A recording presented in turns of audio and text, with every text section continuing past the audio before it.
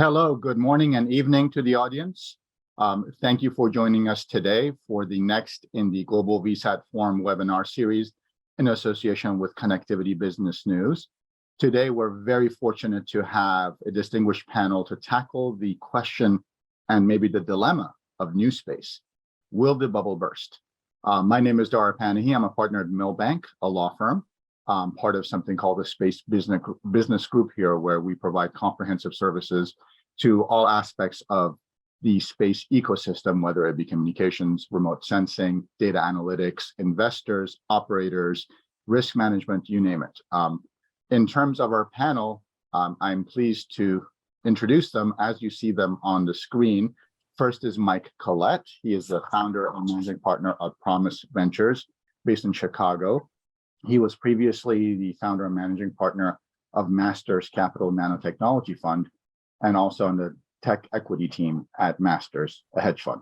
Prior to that, he was a VP at Merrill Lynch in the M&A group and an associate in the M&A division of Duff & Phelps.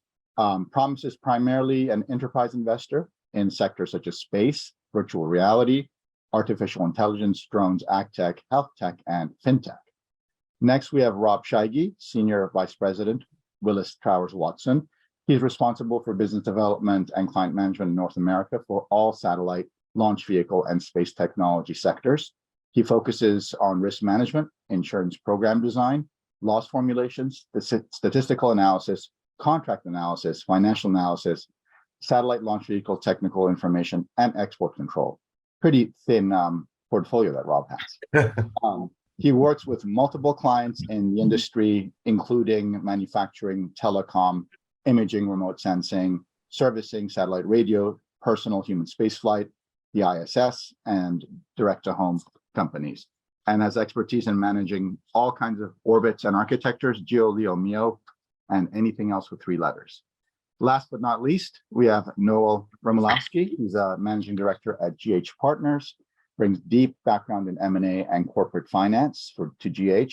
For over 20 years, Noel has provided advisory services to all sectors of clients, including sales, acquisitions, restructurings, capital raisings, valuations, furnace opinions, domestic and international clients in all sectors of TMT, industrial, and consumer sectors. Prior to joining GH, he was a senior VP at Macquarie Capital and in the TMT sector, and before then had roles at Dresdner Kleinwort Wasserstein, its predecessor Wasserstein Perella, at Millennium Capital Partners, and at Lazard Ferre. So, team, let's get to it. In terms of some foundation for the panel, you keep hearing this, but it's true. 2021 was a spectacular bumper year in terms of capital raising for the space and new space industries. Over 10 billion raised in private and public, over 1,800 satellites launched. However, a number of those companies were pre-revenue. A number of those companies were seeking or are seeking to introduce services, products, and technologies that are novel or disruptive, which makes comparing them, benchmarking them to other companies quite difficult, especially when many of these were forecasting between 20 and 70x in 2022 revenue. Snapshot to today. On a macro level, technology investing is down about 27% year on year. In the space industry, deal count is down around 35%. Investing is down around 38%. SPACs have hit a rough patch. The ability to attract private investment through the pipes is diminished. Some redemption levels are approaching 90%. In terms of the space and satellite sector, the SPAC market is essentially closed. Yesterday, Jeff Bezos, citing inflationary concerns and market volatility, suggested it's time to batten down the hatches. And similar statements and sentiments have been recently shared by the CEOs of Goldman Sachs, JP Morgan Chase, and numerous other tier 1 institutions. So let's start there with the SPACs. We've had a glorious rise in, I think, March of 2021. That was sort of the pinnacle of the SPAC craze across various markets. Now the space SPACs have traded down along with the rest of the market. In fact, 95% of companies that went public via SPAC are trading below $10 a share. Let's just talk about that. Let's share our thoughts about, is that a macro thing? Is that a micro thing? And where is this all going to bottom out? Maybe Noel, let's start with you. Sure. Thank you, Dara. So you've definitely seen a big downdraft, and in many cases, I'd say that the space sector has not differentiated itself in terms of share price performance from the overall tech sector or other companies that de-SPAC. They seem to be all trading in there. I think that a fundamental thing we have in many companies in the space sector, whether it's manufacturing, communications, IoT, Earth observation, is that there's a lot of government support, both domestically and internationally, from the underlying businesses. For example, some of these companies are participating in the Space Development Agency program. That's actually, provides revenue. The NRO, the National Reconnaissance Office, has stepped up, and first they were doing, in the Earth observation sector, electro-optical imagery awards, SAR, so synthetic aperture radar, and now RF. So I think you could, as opposed to, let's say, a bunch of other tech sectors or companies that have de-SPACed, you do have a fundamental base of revenue to support the sector. I think kind of the next step is, sorry about that. The next step is showing that they could provide profitable revenue. Yeah. Thank you for that, Noel. And Mike, you're kind of living this live, frankly, with some of your investments. Would love to hear your perspectives, particularly maybe looking at the macro market forces and then looking at how you're seeing them impacting the space industry. Sure. Yeah, we are fortunate to have invested in Rocket Lab and Spire, which both went through the SPAC process. And, the SPAC thing is, I think just a lot of ink has been spilled on the whole thing. It is unfortunate that for some reason the mode that people floated is now somehow umbrella for everything that is horrifically bad. I would say the majority of SPACs that did go out that way, have not done well. Probably should not have been out there. As it was happening, we were all, people were talking just about, well, however you get there, it doesn't matter. You are now a public company and you have to act like a public company. And unfortunately, the projections that they put out, many companies just have not met. And so it's really no different than anybody else who's a public company. If you put out projections that there's no way you're going to meet them, well, the market will handle that accordingly and crush you in many ways. So, space SPACs, the question, Dara, of what happens to them now? There aren't SPACs in any industry that are out there.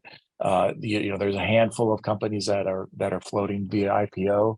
But the macro, it's no longer risk on, low interest rate, very long duration. It's completely flipped, and the setup still remains poor.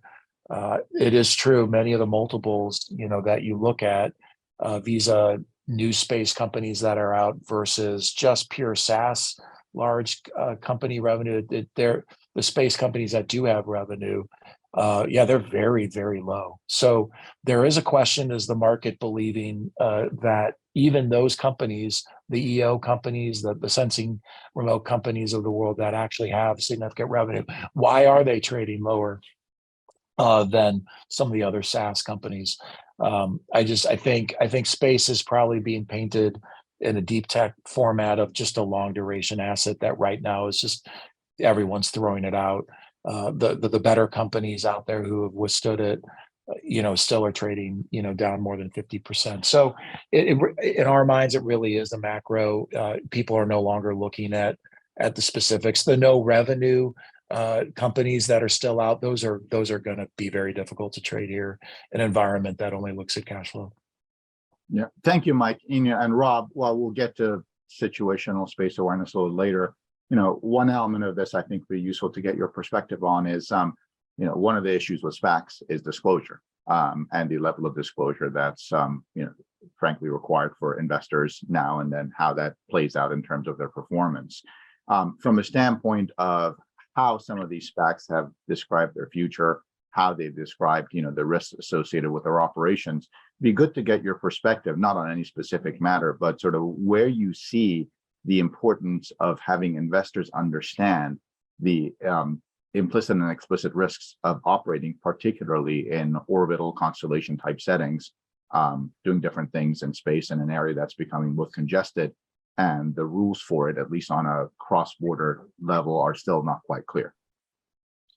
Yeah, thank you, Dar. That's a good question. So we often get asked about different risks for space projects by investors, and it applies to startups, to mergers and acquisitions, and everything else in between. So there's really four different risks I'd say that you sort of categorize everything in. One is the technical risk of the spacecraft, so spacecraft failure, launch vehicle failure, things of that nature.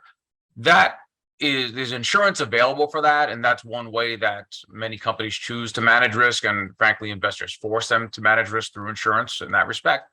The other risk would be credit risk, which I think may tie into some of the things that everyone else was saying to some extent. Now, credit risk is very hard to insure for space because while there is a product for credit risk called trade credit risk insurance, it's challenging to use it for space companies because those insurers want investment grade credit to cover. So I'd say from a practical matter, insurance for credit risk isn't really available. Now, another big risk for space projects, as we all know, is the delay risk. It's very relevant for the space industry. And there's any number of causes that could cause a launch delay.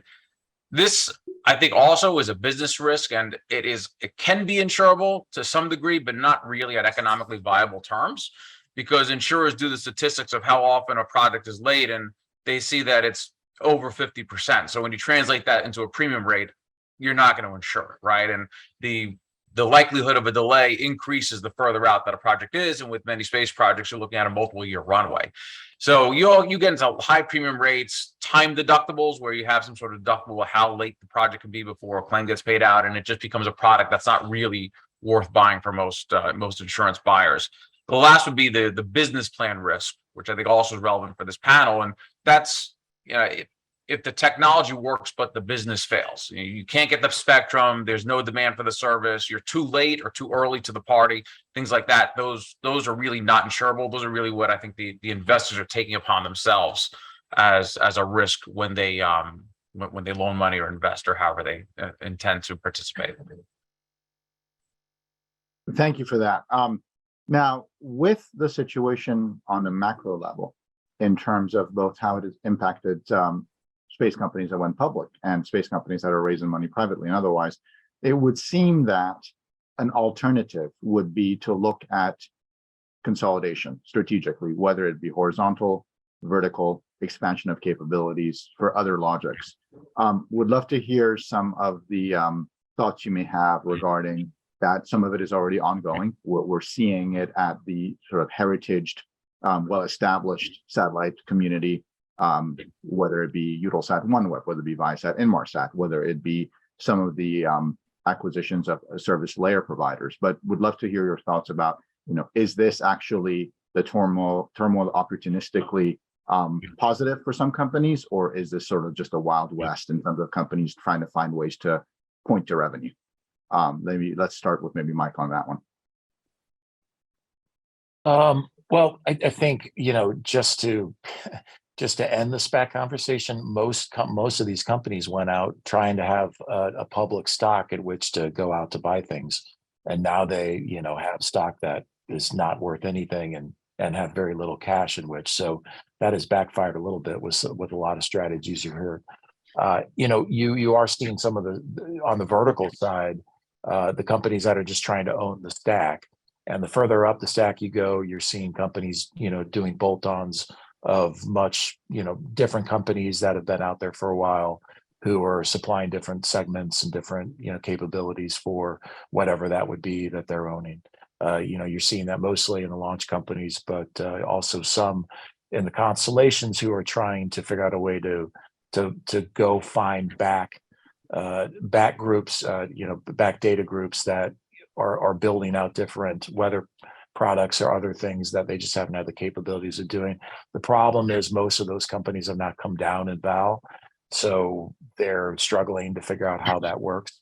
We're not out of the woods at all here. So I think you're going to see assets get cheaper and across the board, again, not just a space issue. So I do expect to see ongoing consolidation, as a lot of these public companies get cheaper, and then the private companies realize that whatever they raised at the last round was wildly optimistic and end up doing recaps or down rounds. Yeah, I'm happy to add to that. I mean, in terms of, just think about demand for services, and Mike, you're investor in Rocket Lab. There's a huge shortage of launch capacity, whether it's for government or commercial customers. Yeah, there may be 150 companies talking about launch. Many of them are just still PowerPoint. But on the other hand, you have, a very elite group, Rocket Lab, of course, SpaceX. Now we have Firefly in that mix. And then you have a few European companies, but there's a huge shortage of launch, both for commercial and so forth. So there's the underlying demand there. But adding further to Mike's point is the companies, with share prices at $1, plus or minus, that de-SPACed. I mean, SPAC was a great way to get a huge infusion of capital, and I think people are looking at it that way, as opposed to a great value opportunity. And but as we go forward now, it's going to have to be. I'm anticipating that we're going to see a good amount of financial sponsors, private equity firms who see value stepping in to facilitate consolidation, because with share prices down at $1, even a couple companies at risk of being delisted because their share price is so low, you're not going to be able to see stock for stock consolidation, and there's not enough cash on balance sheets to really support companies doing that. So I anticipate you're going to see financial sponsors stepping in to facilitate that. But to Mike's point, there's probably a lot of folks who raised money 6 months ago, a year ago, 2 years ago, who are still not completely convinced that they're the market values them, particularly in their share price. And so there's going to be some reluctance on shareholders to participate in that. It's strategically, consolidation makes a lot of sense, but there's a bunch of other factors that may impede it, and certainly factors like financial sponsors, who I think will facilitate consolidation in the sector. And Noah, let's get a little bit granular by what you mean, given our broad audience. So are we talking about financial investors that will propose take private acquisitions or take private consolidations of some of these companies, or are we talking about something else? I think it's all the above. I mean, a lot of these companies cannot support a good amount of debt. Some of them have a little bit of debt. So I don't know if it would be kind of a conventional LBO. Certainly, I think you're going to see a good amount of pipes, potentially significantly dilutive, structures where folks have liquidity preference over the common shareholders. I think you're going to see a lot of creative structuring about how to protect the downside of the new round of investors coming in. And Mike, back to your point, I mean, fundamentals still matter, right? So in the SPAC world, especially the space SPAC world, you have the Rocket Labs, the Terran Orbitals, the Planets, companies that were revenue companies, had a legacy of performing prior to a public financing event. And then you have others that were pre-revenue still, as Noel I think put it very well, PowerPointers, maybe a little bit beyond PowerPoint. How do you see that shaking out in terms of whether it's down rounds, whether it's investor attractiveness? How do you differentiate? If you're a lay investor, what kind of criteria, what are you looking for in terms of deploying money if you still believe in space? Yeah, so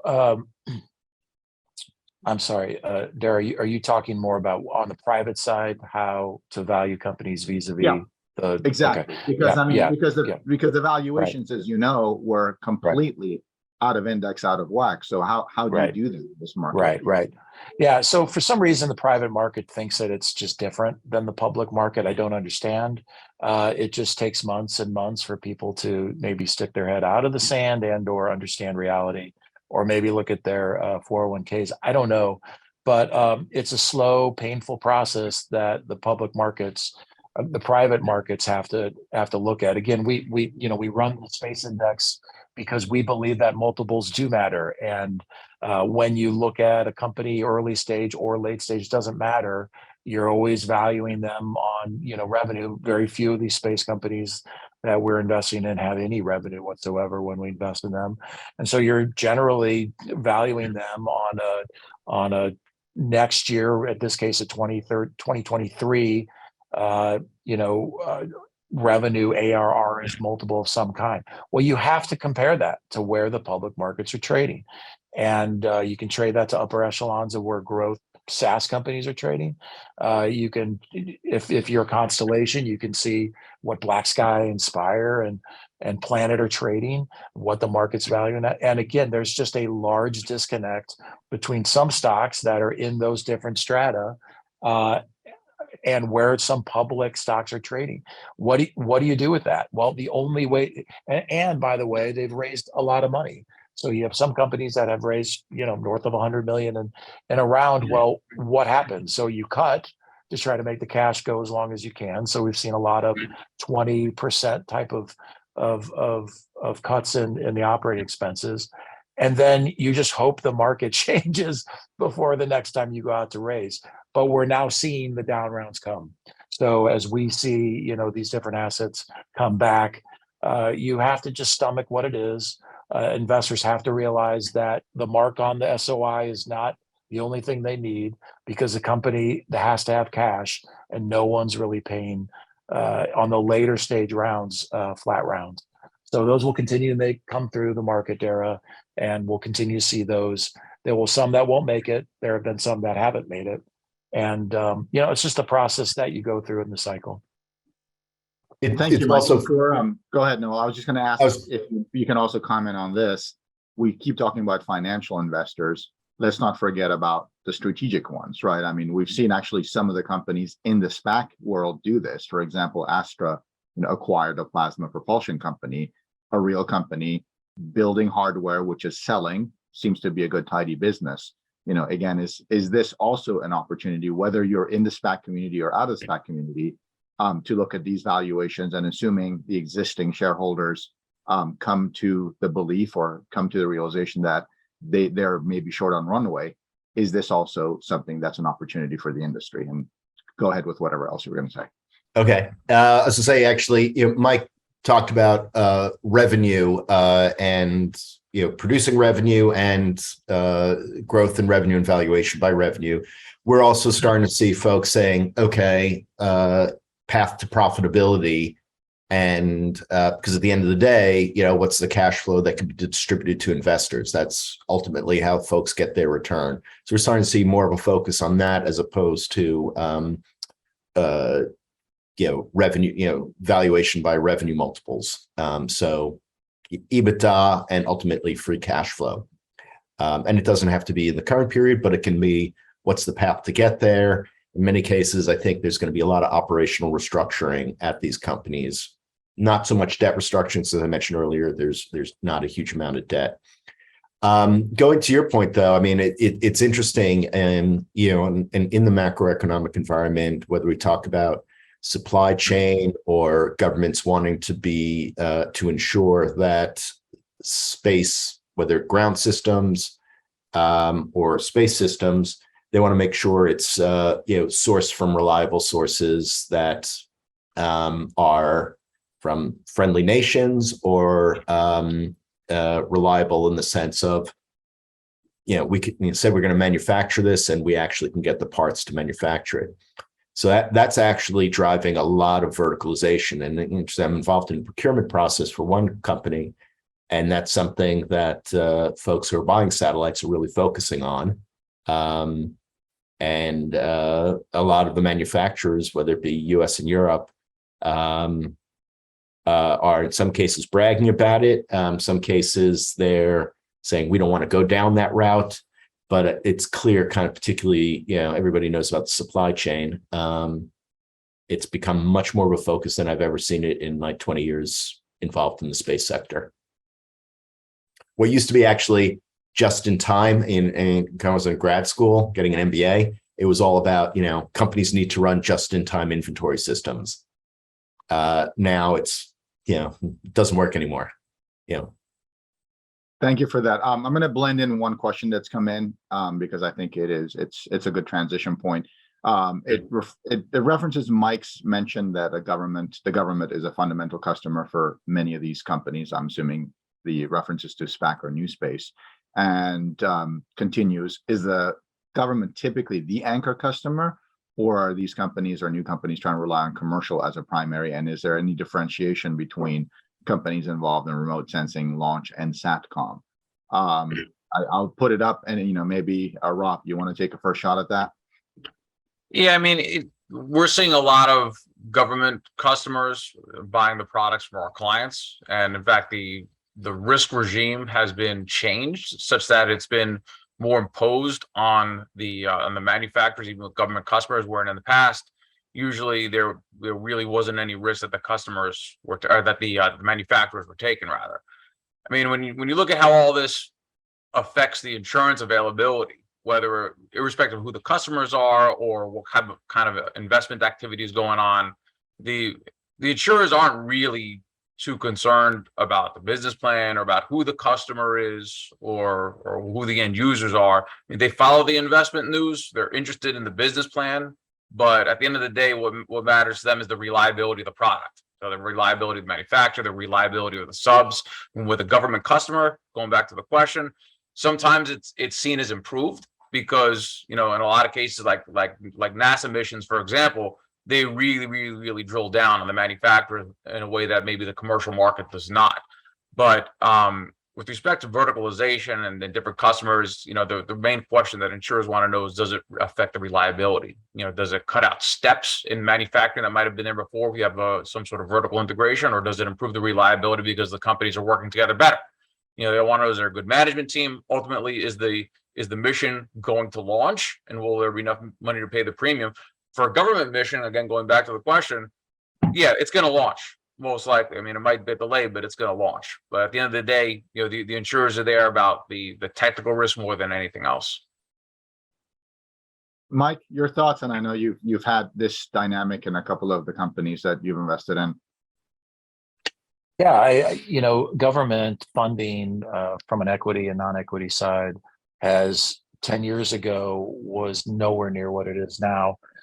And again, there's good reason for why sovereigns around the globe are putting a lot of capital into space. The defense side now has become even more important. So you're looking at budgets from ESA and NASA, and they're all very, very strong and good. ESA budget looks very good for the next however many years. So that's not going anywhere. And on the VC side, again, so much of this is macro. On a risk on standpoint, when you float a Palantir out to the market, you're hoping to arbitrage the multiple between what a pure SaaS company would get from an ARR and somehow blend in what a government would do. So Palantir, frankly, is held in there pretty well, even though it's well off. So the market, in a risk on standpoint, will value government the same as commercial or close to it or something. In reality, it's not that, but it's a very important stopgap, especially on the early stage, to get through funding different projects on the early stage of companies. So they're very strategic. They're very good. They operate much differently than they did before. And many times you could almost consider them, those who are buying data or other things from different Constellation, almost an ARR type of customer. But make no bones either, the commercial is where hopefully you want to get to. And there will be significant parts of people's models who are well into the hundreds of millions of dollars in the future, who will continue to have large amounts of government.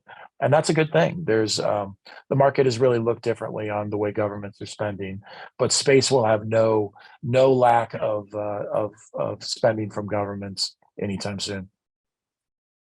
Noah, anything to add there? Yeah, and actually I see, a question, is there a large difference between different space sectors, remote sensing, launch, and SATCOM? The government is launching a lot on the, U.S. government and European governments, in particular, and certain, friendly Asian governments are all launching a lot of satellites. So they, are big customers for launch.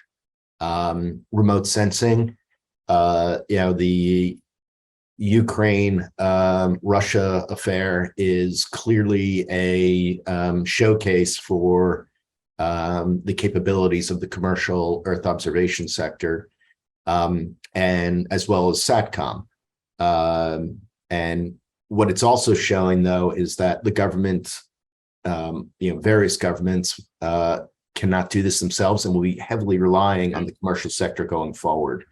So yes, even though there's the SDA program in the U.S., pending EU GovSatCom program, and many others, it's very clear that the governments are going to want interoperability among systems and make sure. I mean, if they just have one system, they know that system is going to be a target. So it's very interesting to see that trend that the governments around the world have realized that they're going to be heavily relying on the commercial launch, commercial SATCOM, commercial remote sensing to meet their defense and civilian missions. And I think maybe a trend we might be worth teasing out, because it's a really good question, is the different roles of government customers or government sponsors as enablers, right? Because if we look at the legacy of NewSpace, some would argue that much of what we're seeing now, had its roots in NASA making the big leap of faith that it will put out a procurement to see if commercial companies can deliver cargo and then humans to the space station, or whether it was that NASA and other government agencies, whether it was the DoD and others, decided that they're going to put out essentially R&D grants or contracts that try to limit, mitigate, solve technology risks and help companies get over a proof of concept or over some risk that a private or public investor was unwilling to take, that gave the company enough of a start, if you will, to mature its offering, mature its product, mature its tech, to the point where it became palatable to the market. And, I would love to hear your thoughts, because I think it does happen in different ways, and it is absolutely asymmetrical depending on the different sector of the business. But would love to see if you have any practical or anything you've seen in your careers where, but for a government role in the project, it probably wouldn't have happened. I'll toss it up. Whoever wants to go first. I'll go first, then I want to hand it over to Rob. And I'm viewing that the huge volume, just by the fact that you have, a lot more government involvement, is this migration of, think of like things from, developed at DARPA that eventually, or the internet, right? We always talk about how things may be developed for a government purpose, end up in the consumer sector and influencing society. I think there's a lot of that going on. More, I know you like to focus on granular, Dara. On a granular perspective, I'm seeing that, and this ties into Rob, is they are effectively de-risking the sector, in the sense of you have these big programs that are ordering in volume, they're iterating through various programs, and as a result, I think a lot of the manufacturing base is learning how to do things more responsively. I mean, just think of the volume, 10 years ago when it was SATCOM industry was predominantly a geo business, how few things were manufactured per year, and how many launchers were used per year versus where we are in 2022, and the volume and, how the industrial base in US and Europe are so much more better. And hopefully, there's a lot of things that are still done that are not insured. Hand over, Rob. Do you see that the premiums you're talking about will make things a lot more insurable going forward? Yeah, and thank you. That does tie in a little bit to some of the stuff that's in my area of expertise for sure. So I mean, we're seeing the government involvement in space and the government and commercial sort of marriage with the space projects really is beginning to involve more insurance than it ever had before. A perfect example of this would be the CRS missions, right, where you have the SpaceX and Northrop Grumman and Sierra Nevada also is in the running, though they haven't launched yet. They're all launching. They're government missions, but they're really commercial missions that are paid for by the government in a way. And there's insurance on those missions. There's insurance requirements that are imposed on the primes there, even past the sort of typical third-party liability insurance that any launching company would have. And, coming down the pike, we have commercial space flight is just starting now. That's another big thing. And, again, those are going up on some CRS missions. We have coming down the pike, Artemis program, right? I mean, Halo is being built by Northrop Grumman. The PPEs being built by Maxar, just as an example. Those are going to be launching over the next few years. Those also have some risk that the manufacturers bear. And, to the extent they'll insure them remains to be seen. I mean, it's a few years down the road, but there's a likelihood that they will. There's also government involvement in some of these new applications and new types of technologies that are being developed, right? 3D printing, in terms of the manufacturing process, sometimes you're seeing truncated test plans, components that are not necessarily space grade where they were before. The government is very involved in promoting in-space manufacturing, satellite servicing, in-orbit repair, and all these things, have insurance ramifications down the road, especially when you start talking about in-orbit repair of satellites, because maybe rather than paying an insurance claim, you can repair something on orbit, right? You got to do a cost delta to determine whether to do that, but it's something that's potentially available, and the government is involved in all of these things. Thank you, Rob. Let's transition to something that's a little bit more industry topical. A key feature of the success for new space companies has been the innovation of basically smaller, better, cheaper, more effective platforms, whether it be satellites or other platforms in orbit, which has enabled and lowered the barriers to entry to a number of different sort of end-use applications. But we keep hearing that there needs to be other innovation, other growth. Do you think that the ground segment continues to be the linchpin? I keep hearing this from some operating companies, some investors. Your views of whether or not the innovation and the growth in the ground segment, has it lagged the space segment? Is it lacking enough financing, or is it just that the technical issues, problems have yet to be solved? Let's start on this one with Mike. We had an interesting discussion yesterday with a company that's doing data security for ground segments, and just the sheer volume that is going through, and how important it is to figure out how to do that, how unsecure a lot of this stuff, or just the needed security you needed on top of what they have.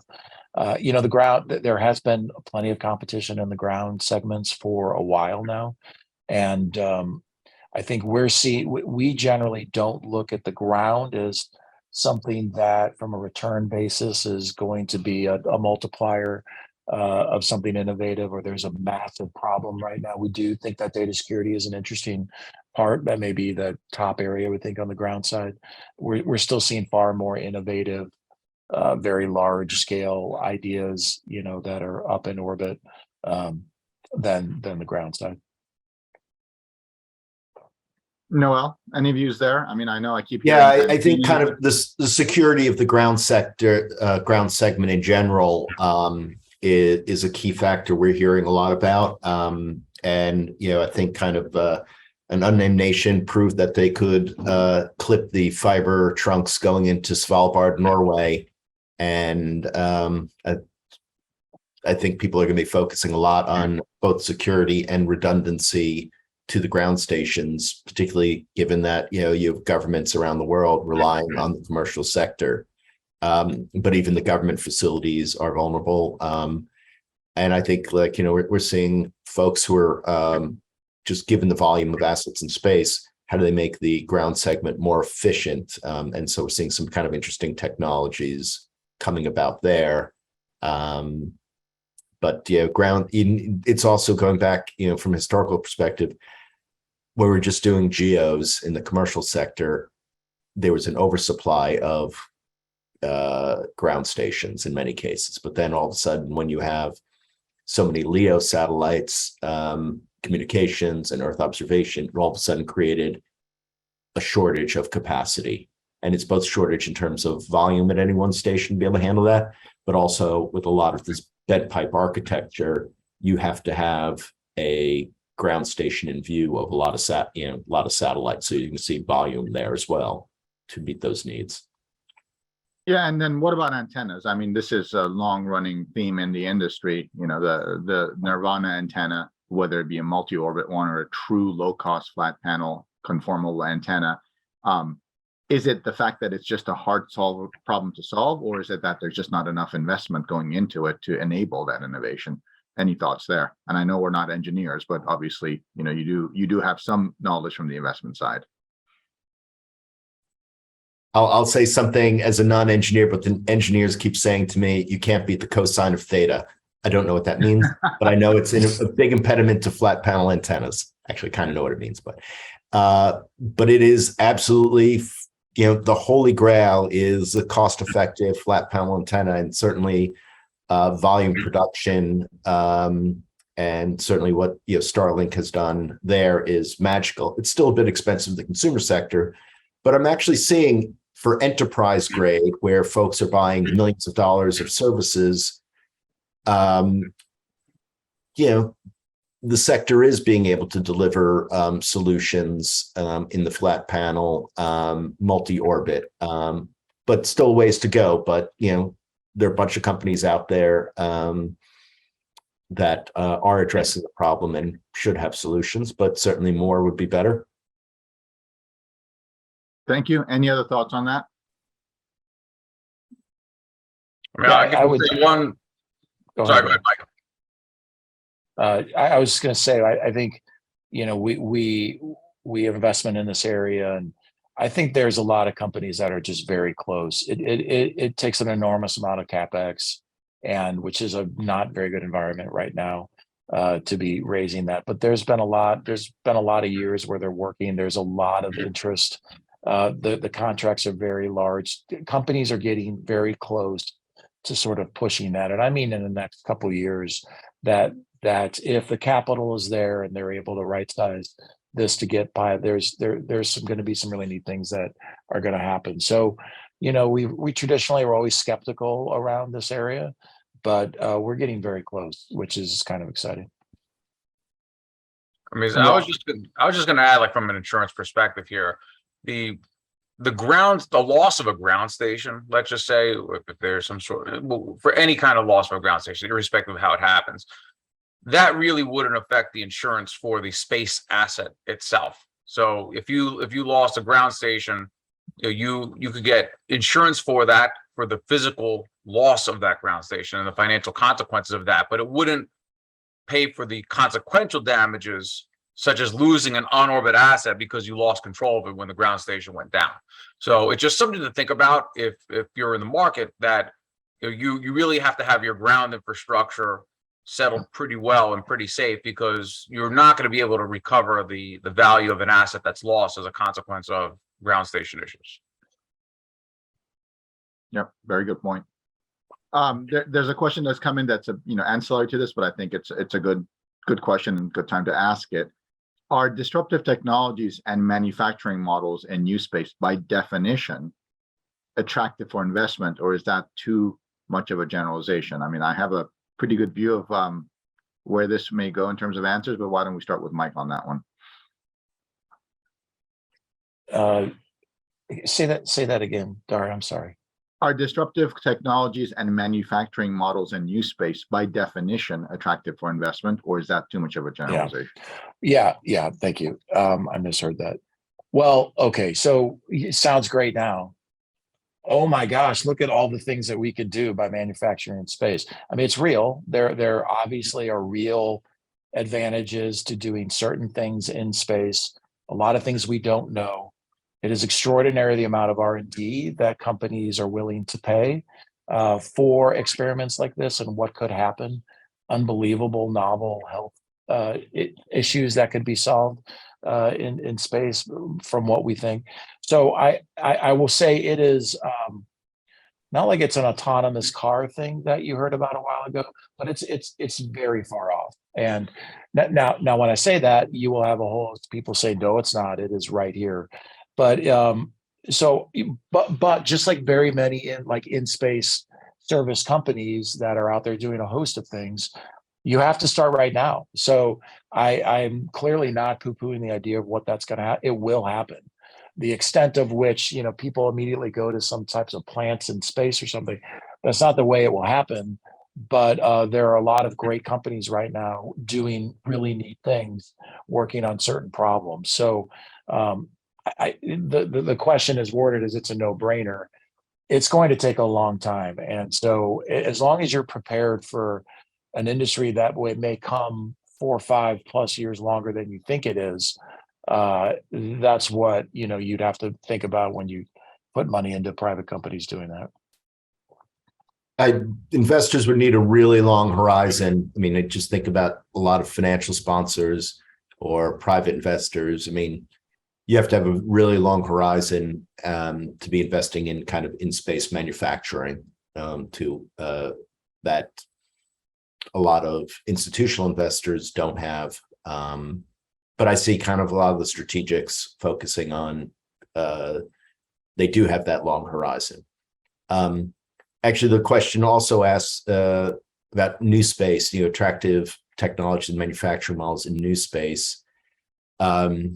We're seeing some interesting stuff. I mean, there's been, certainly throughout, when we talk about de-SPACed companies, a lot of hype on additive manufacturing. And there are some companies doing some interesting stuff. I mean, doing everything they can in additive manufacturing is relativity space. And, but you also have a lot of companies integrating it in components and so forth that I think for, a lot of long lead items in the space sector, that's a technique.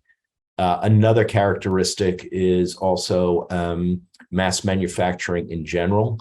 So, I mean, the industry was really set up for, building, assets that cost, let's say, $200 million and more. Seeing companies invest in mass manufacturing models, more like assembly lines where things are being built by, let's say, technicians as opposed to engineers.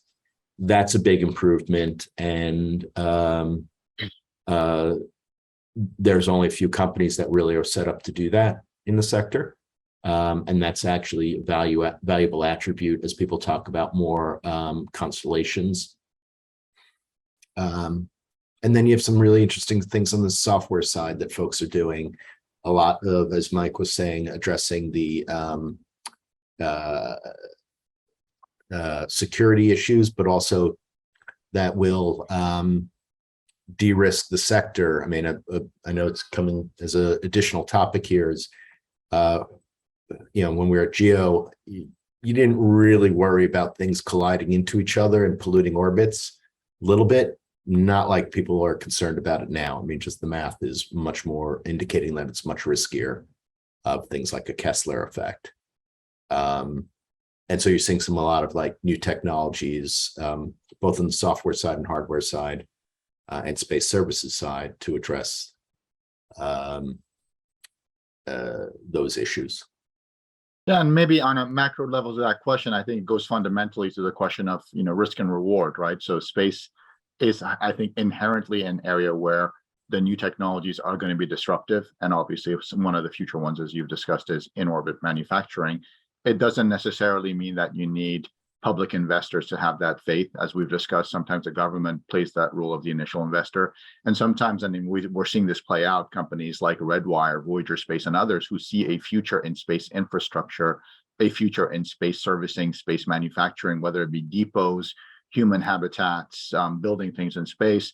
They're starting to, if not already have, invested in technologies and companies that are the precursors for some of that. So some of it is going to be strategic, some of it is going to be government, some of it's going to be public. But I think to the point you made, it still is at the fundamentals, right? It's how long will my investment result in a return if it does, and how long am I willing to wait, and how much am I willing to risk? I mean, is it any different than any other industry, or is it that space has a special sheen? I put that to the group before we move on. Special sheen. I like that. I'm going to use that. Well, I mean, there is a difference, though, right? I mean, in space, there are different things and different properties and different things that happen. So, it's not. There's clearly a sexiness to it, but there's worthy and very smart reasons why people want to go down the road. So, just because it's well off doesn't mean you shouldn't pursue it. So no, we see it all the time. We talk to companies all the time. We have some companies operate on doing things in that world. So it's going to be important. I would say just kind of from a public company standpoint, I mean, companies you mentioned, they have multiple lines of business, and just to kind of, stay in business, they're going to need to balance, how much resources, both people and cash, they invest in, the long dated business versus kind of, you talk about Redwire. Sure, Redwire is doing some great in space stuff, but I think that's a longer term approach, longer term return, as opposed to other businesses that they also are in, which kind of upfront can give a very nice return. And so you're seeing kind of these companies form, like, actually within themselves, an ecosystem. Yeah, I mean, I would add to that it's sort of a smart way of handling all the NewSpace companies, right? Where individually they may not have a business plan that might work for the long run. Maybe they do, maybe they don't. But when you start combining all these different companies together, you start getting this verticalization of process and of product. I think you start looking at overall business plans that might make more sense taken from that perspective. Yeah, thank you all. So, Rob, as promised, I think we'll have you lead off on the next question, which goes to space situational awareness. I mean, with the reality of the increasing volume of objects that already exist and are being added to all orbits, primarily low Earth orbit, but all orbits. Are we, from an investor concern standpoint, approaching a tipping point for the manageability, if that's a word, of operational space? And what would happen if there were a space conjunction, as I think you call it in the industry, with a meaningful impact on debris? So I guess there's two main perspectives on debris, right? One is sort of the big sky theory that, yeah, there's a lot of debris, but there's a whole lot of space too. So there's that perspective. Then there's the other perspective of, well, yeah, we still have a lot of objects moving very fast and they're moving all the time. So sooner or later, you're going to start having these conjunctions and you're going to cause debris and maybe get a debris field, which has this sort of cascading effect, right? So the truth is probably somewhere in between, as it usually is. So what I could tell from an insurance perspective, right, is what we're seeing in our experience is underwriters they're interested in debris. They ask questions about debris, but at the end of the day, right now, I would say it has a minimal impact on price, if any impact at all on price of insurance. So premium rate right now, it's based almost entirely on the possibility of performance failure or performance degradation of an asset, whether it's a launch vehicle failure or a solar array doesn't open up, some sort of mechanical issue, electrical issue, or whatever. If there's a high profile article in the press, a recent example will be the Russian ASAT test, right? Or if you want to go back further than that, when the Iridium Cosmos collision happened over a decade ago, I think it was. What we would see is a deluge of questions coming from insurers about debris and about situational awareness. But in retrospect, what that is more the underwriters trying to paper their files if they're challenged by their management, as opposed to them having a genuine interest from a risk perspective. I think they just, maybe they're getting pressured by their management, right? And they want to say, oh yeah, we're on top of this, we're asking the tough questions or whatever. But again, in our experience, it doesn't really translate to any underwriting in practice of the market as a whole. So that said, there are a few insurers now, I'm talking like, one or two, which have either stopped writing Leo risks, but not because of a philosophy reason, but because they wanted to differentiate themselves to their reinsurers or to their capital providers, which, by the way, in that one case that happened, that's been reversed, and now they're writing Leo again because they realize how much premium that they're missing out on. And there's other markets, some very large ones, which have said that they're going to reduce their exposure to Leo risks and imaging risks also, which are all really in Leo. And that's because of their concern about the debris situation going on there. I guess the second part of your question, Dara, was what will happen if there is a conjunction? Well, I mean, we've had conjunctions, we've had stuff get hit by debris. There's been a lot of satellites actually that have been hit by debris. The space stations gets hit by debris, right? But you really don't get something spectacular like an Iridium Cosmos collision very frequently. Nothing like that has happened since, as far as I'm aware. Not unless it was a missile shooting it down.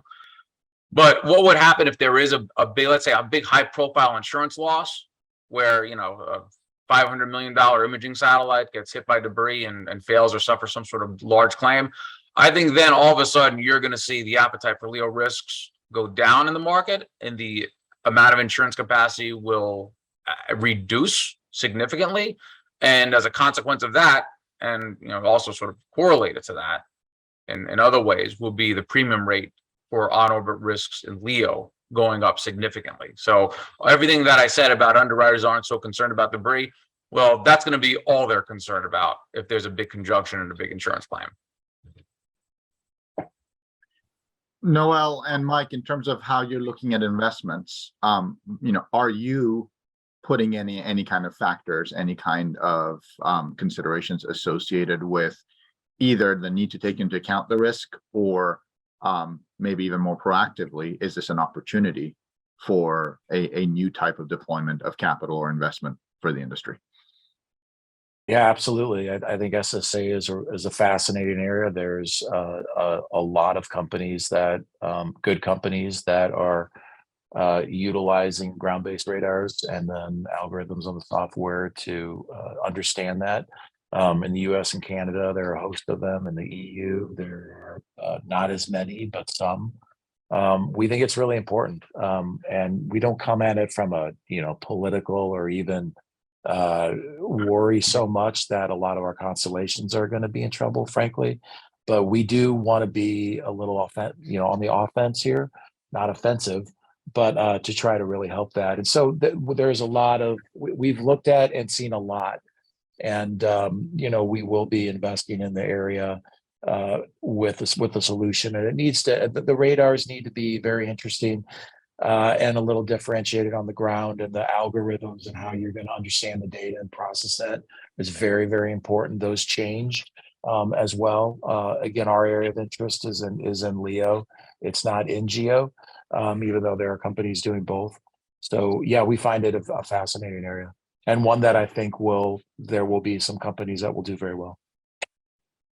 Yeah, it's interesting. It's not a few years ago, it was a hypothetical. People are really taking it and seeing both in the Earth observation and communications, LEO satellites. They're thinking about this a lot more. You're seeing significant regulation in terms of how, when you have to deorbit, which means you have to, I forget if it was under the FCC rules previously, it was like 20, 25 years. Now it's, I don't know if it's implemented, but people are talking about requiring deorbiting in 5 years. So that's probably making satellites a bit more expensive. But you're also we're seeing kind of companies talk with other companies about, hey, if we have an anomaly, and can you deorbit our satellite for us? And we're seeing that is an advertised business and potentially lucrative business model. For example, we know OneWeb signed a contract with a company to deorbit a satellite that was uncooperative, and folks who are planning constellations are taking that very seriously. So, the risk I see, though, to the overall sector is, we have companies that are in the West or, friendly countries like Japan and Australia, New Zealand, and so forth, that take this matter extremely seriously and are responsible stewards of space. But, will global regulation, to the extent there is global regulation, the risk is really these countries that don't have that sort of sense of stewardship of space that, the ones who are actually paying for it do. Thank you. One last question I have, and then we'll see if we have time to go through some of the audience questions that are pending. How important do you think is the continued involvement and profile of high net worth risk-taking personalities such as Bezos, Branson, and Musk for the ability of earlier mid-stage new space companies to continue to attract investment? I mean, I would say from my opinion is that for involvement of high-profile individuals like Bezos and Branson and Musk and so on, I think they're a net positive for the industry because they get attention, they create excitement, right? We want the best minds in the world attracted to the space industry, and having people like those individuals that you mentioned making space sort of cool again has really helped in that regard. And I think some have voiced concerns that these high net worth individuals would put a damper on startups and on new space companies because it would sort of be like a big company coming into town. and taking out all the small operators. I think what we've seen in practice is actually the opposite, right? I mean, I think SpaceX's transporter missions are a perfect example of lowering the barrier to entry to space. I mean, a lot of these small new space companies with CubeSats and nanosats, I think that would not be able to get to space without missions like that. So I think it's been a net positive for the industry, in my opinion. Absolutely agree. And I think the industry was getting a little big concern around how we're going to attract another generation to the industry. And certainly the individuals you mentioned are certainly made space cool again. So that's key. And it helps our educational institutions as well as our industrial base, both, in Europe, US, and around the world. Before Mike goes, I mean, I'll say that while those personalities have been critical, and I think they do put a bit of a halo on the industry, there's been also participants that have done, singular acts that have actually attracted a lot of attention. One of the companies Mike is invested in early in their growth, Rocket Lab launched I think, proved something for themselves, a disco ball in space, and basically a big shining sphere, and it attracted a lot of attention to the lay people. And I do think that while absolutely it seems that we do have the long-standing benefit of making space cool again by individuals who are willing to deploy their own capital and make it cool, make it interesting, I do think it takes a community to sustain this now that engine has been primed. I don't know, Mike, if there's anything else you want to say on that. No, I agree with everybody on. I think the best thing is there's just, again, more capital that's going into the sector, and so that's lowering launch costs for very lightweight vehicles, and that's doing a lot of other innovation that is just net very accretive to the industry. So I think it's great. I'm going to adapt one question a little bit just to ask you, so I think it's an interesting one. As written, the question is, how helpful is tech and engineering due diligence to your process? I think if you want to maybe add on that, is there a point in which there's a limitation or diminishing return on the technical engineering due diligence, and you have to go on something more, whether it's faith or instinct or something else, in terms of whether an investment is one that is worthy of pursuit? I'll start maybe with Rob, since he's the most quantitative in terms of what he does. Yeah, I mean, I would say at the end of the day, you need to prove out the processes and prove out the ways in which you're getting stuff to space, whether it's new processes on the ground, new launches, or whatever. So at the end of the day, will insurance be available for things like that? I mean, it will be, but it really is going to be an education process to get the market to understand and adapt to new things. And one thing that the insurance industry has been good at historically is adapting. I mean, they have to, right? They're not writing workers' compensation insurance or life insurance or stuff like that. They're insuring technology that by its very nature is cutting edge and changes over time. And so the product that they offer on their side, the insurers have to likewise adapt it. Noel, Mike, any thoughts? Sorry. Go ahead. Sure. So I mean, we see investors, whether it be debt or equity investors, hiring tech and engineering. I mean, I think just kind of as a fundamental point is, if a company is pursuing something, building something in the space sector, if they don't get the tech and engineering right, it's very difficult as a company to recover from that. And so anybody looking at investing in the sector should be really doing, yes, it's the management team, the business plan, but making sure the fundamental technology and procurement process are very thoughtful. That should, the smart investors definitely know that. Now, hand it over to Mike. Yeah, it's. I mean, we've done over 100 deals over the last decade, and if you're a deep tech investor, of which we are, that's all that we do. You better be doing technology and engineering, diligence. Now we do it all ourselves.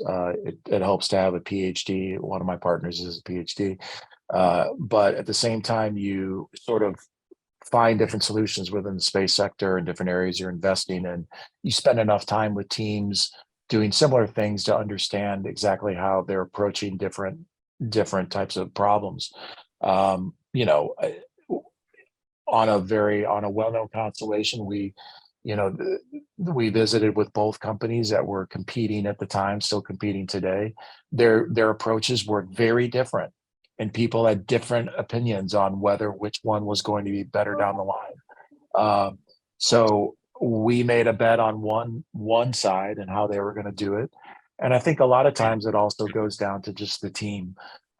So, you know, it's interesting. We haven't got the technology piece wrong in many effects, but we've gotten team wrong. So you can get the right technology and the wrong team, and it's the wrong investment. I mean, I might just add to that. You know, what we've seen is usually when something launches, once it actually gets to that phase where it gets on orbit, the technology usually works. Like they might have a hiccup, they might need to adjust some.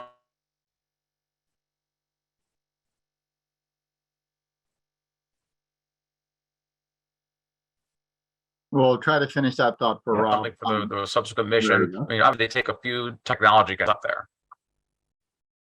Dara, the only thing I was going to add is usually, so when we get the when investors get the technology wrong or teams get the technology wrong, it generally isn't at the place where, you know, you're launching or something.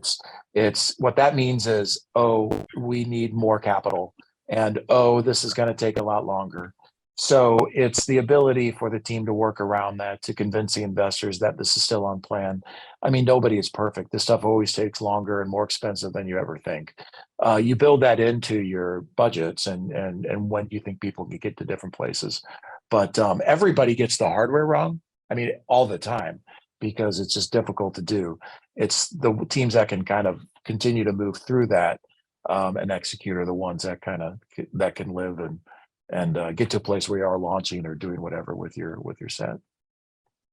Well, terrific. Well, Mike, Rob, Noel, thank you very much. This has been very interesting. We really appreciate on behalf of GVF and Connectivity Business, your participation on the panel. And for the audience, just a reminder that the next event, Space Sustainability, is it too late? 17 November, same time, 3 p.m. UK, 10 a.m. Eastern. Registration for that is now open. Thank you, everybody, for joining us. Thank you again to the panelists and the sponsors. Very good program. Enjoyed moderating it. Take care all. Thank you for having us. Bye. Thank you. Thank you all.